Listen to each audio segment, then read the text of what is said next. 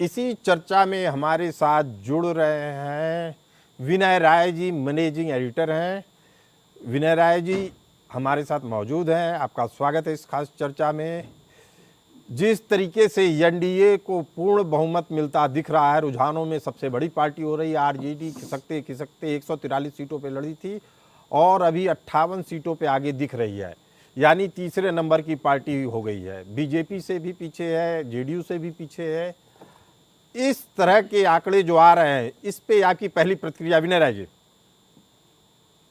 देखिए, इसकी सबसे बड़ी जो वजह मुझे दिखाई देती है, इसमें नीतीश कुमार का जो नेतृत्व रहा और बीच में काफी नीतीश कुमार को लेके जो अफवाहें गर्म की गई। पहले तो कहा गया वो बीमार है, काम नहीं चल पा रहा है। बाद में जब चुनाव जैसे से करीब आया तो जी। लोगों ने एक मार्केट में खबर उड़ाई कि अगर सीटें कम आती हैं जेडीयू की तो बीजेपी फ्रंट फुट पे बैटिंग करेगी और उसके नेतृत्व की तरफ से भी कोई चेहरा आ सकता है।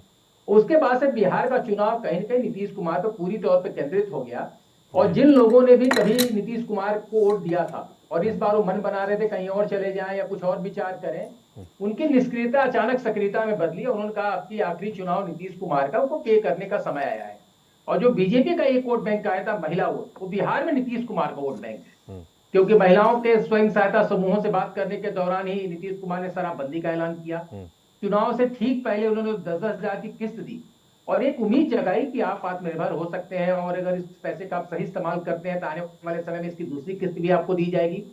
एक अच्छा परिणाम निकला और आज की भी तारीख में इतना लंबे समय तक शासन करने के बाद भी बिहार में कोई ये नहीं कह सकता कि नीतीश कुमार करप्ट है या नीतीश कुमार ने कोई वहां डेवलपमेंट नहीं किया है। चाहे बिजली की बात रही हो, चाहे शिक्षा की बात रही हो, चिकित्सा की, जिस जिस रूप में उनको बिहार मिला था उसमें उन्होंने बेहतर परफॉर्म किया है। और जो कहा जाता है कि चुनाव का जादूगर है, कभी भी किसी भी विषम परिस्थितियों में भी सत्ता किसी और की भी बनने की अगर बात आई तो मुख्यमंत्री नीतीश कुमार रहे। और उन्होंने आखिरकार ये साबित कर दिया कि आज भी नीतीश कुमार का चेहरा उसी तरीके से चमक रहा है जैसे पहले चमका करता था। विनय तो राय ये जी, जनता का आपको जो मतदान है, ये आपसे विपक्ष की नाकामी इस बात को मैं मानूंगा। तो उन्होंने स्थानीय मुद्दों को छोड़ के पहले केंद्रीय मुद्दे पर चुनाव लड़ने की कोशिश की।